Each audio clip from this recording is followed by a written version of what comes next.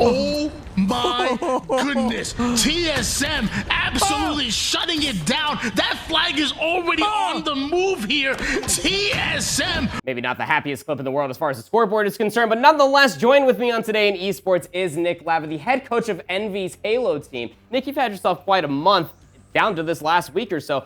Qualifiers, LVT Pro League. What haven't you guys been up to, man? Man, we've been doing a little bit of everything. We're staying busy, getting ready for Salt Lake City, leaving in 10 days. Couldn't be more excited. Yeah, you guys just concluded one not even about a month and a half ago as well. We saw Optic being able to lift the trophy from a lower bracket round one, but still Salt Lake City is right around the corner. Halo as tenured as ever. Open bracket season is upon us as always, and it should be a very fun time as well. If you're unfamiliar as far as Halo is concerned, the major always has a very long road behind it. Nick, can you elaborate a little bit what we got going on here? Yeah, this was the qualifier from about a week ago. We had some of the top teams play. Outside of the top four, everybody was able to play, and we had quite an interesting result. We had FaZe sign up and then double FF to get Group B, which we'll look at here in a second, but Complexity looking hot as ever, taking that one down. Cloud9 followed by Envy at number 3, but here's how the pools played out. Envy, we're going to be in Pool A with Optic, Unreal, Nightmare, and Losers Bracket 2, but I don't know why FaZe made the decision that they did to put themselves in this crazy pool number 2 with Nemesis and TSM and the rest of the groups there, as you see on screen. The Nemesis one is really interesting to me because you're pretty comfortable to be there if you are FaZe, and Nemesis have been very, very good. They just won the European qualifier to find themselves as the 7th seed, to be in there with TSM as well. And in my humble opinion, I genuinely think that they're probably the second, if not one of the top favorite teams to be in there. They're very tenured. Wutum is absolutely gross. I'm also a mouse and keyboard shill, so I'm willing to lean towards Wutum, but SLG is also complementing that play really, really well. Yeah. I think TSM, ever since even the Pro League you see, the qualifiers, they're on the back foot. They got to be feeling pretty darn scared themselves, but I don't know. I'll agree with you as well. I don't know why FaZe did what they did. Yeah, it was an interesting move nonetheless. We were sitting there and watching the day unfold on Saturday, and we're like, yeah, we didn't even know if SSG was going to sign up to get that 4 seed, and then they sign up, and then FaZe is like, oh, well, we're not even going to play because we're guaranteed pools. But by them not playing, they knew what pool that they were going into. They knew they were going into that TSM and Nemesis pool, and I want to stay away from that thing as far as possible. Yeah, I don't blame you whatsoever. Wutum and Nemesis are opening round Reapers, and here's a nice little clip coming through towards the qualifiers, I believe. We have Complexity, Ryan Noob, some familiar voices behind this call as well, but still, it's very, very funny. They point out one thing in particular that you and I can relate to, Nick.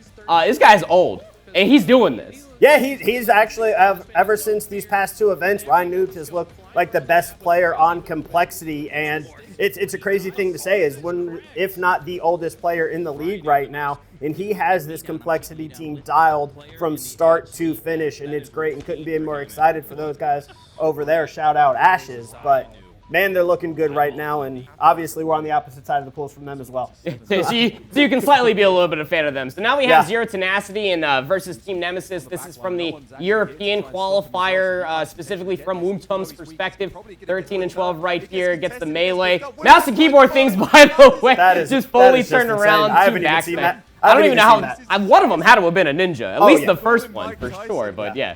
That's mouse and keyboard things right there. Yeah, that's one thing we know in Halo Infinite. Sometimes you get the back smack and you don't get credit for it, but he did there with the mouse and keyboard, and that looked great. And same with Zero Tenacity, looking great with the Jimbo has went to the bench / assistant coach role, and Bastio stepping up in a big way there. And those games have been a lot closer than they have in the past between those 2 teams. But Nemesis coming out on top as always. Wouldn't be European Halo if Jimbo wasn't nearby, let's put it that way. Ain't that the truth? But those are all the qualifiers that we do end up having. We do have a lot of LVT matches that have been going on. The LVT Pro League, Nick, this is something that a lot of Halo competitors, coaches, players have been very excited for. And it's a jam-packed schedule where you guys are playing best of 7s versus each other. Yeah, it's been great. It's been amazing, almost forced practice / scrims and high quality, $1,000 best of 7s, which actually elevates it even more. But some crazy teams to see there at the bottom. Spacestation and TSM both being 0-3 is absolutely bonkers to me. That one of them might not make it to the LAN in LA.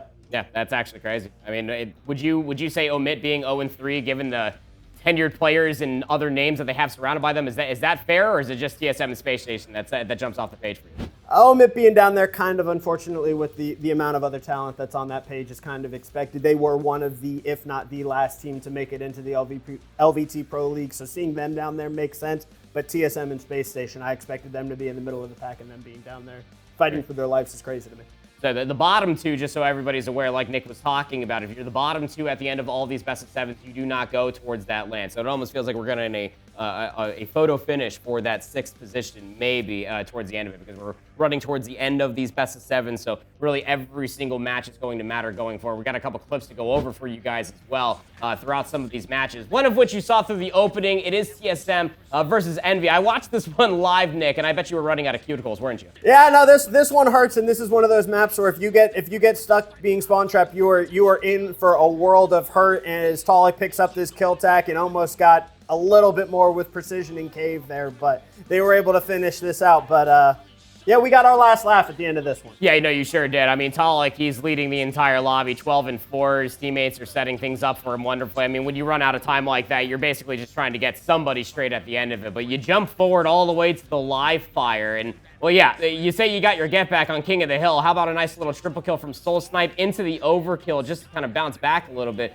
I don't know why we have the clip package going against you if you're my guest on this desk right now, but still, hey, you got your get back. They had all the highlights in the world.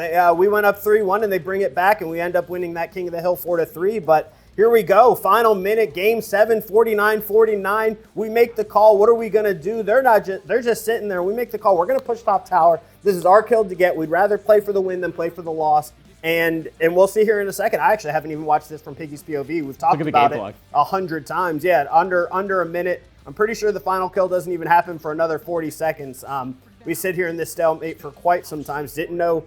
We've watched this back on tape. Not sure why they backtracked there. I think because we dialed them down to half shields. But just sitting here in this stalemate for 30 seconds after what a crazy series it was. And yeah. Precision's like, dude, we got to move. We're going to sit here. We're going to take this.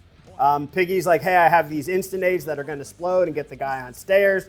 His instas don't work so well. Yak's able to back the guy down, top white, sitting there just peeking and peeking and peeking. And here we go. Precision goes in, gets the final kill, game 7 victory. TSM 0-3 in the Pro League, and we improve to 2-1 is absolutely crazy. 3-1 all the way to the last kill, just about to hit overtime as well. And again, like you saw, it was like a game of inches, right? I mean, if you're TSM, Soul Snipe, you're thinking maybe we can get this camo, maybe we could play through top white like you were saying, and you were saying how you had like the 2 players trying to pounce around that area. But Piggy's POV, I'm glad you got to watch that side by side with me, because you know as well as I do, controlling those nades bottom elevator to be able to watch that cross from top glass is everything. Because if you don't control those nades, those free kills going over towards camo, they get that camo, maybe that plays out entirely different. Glad it didn't, considering, again, guess on my desk right now. But still, Nick, thank you so much for your insight. And glad to be here. I definitely look forward to the rest of Envy's Halo journey going into SLC. Thank you very much, sir. It's a pleasure to be here.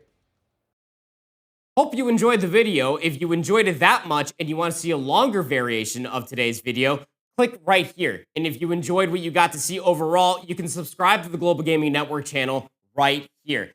Speaking of that, we do tons of different videos. If you enjoyed the content and want to see something very similar, you can find a playlist linking you right here.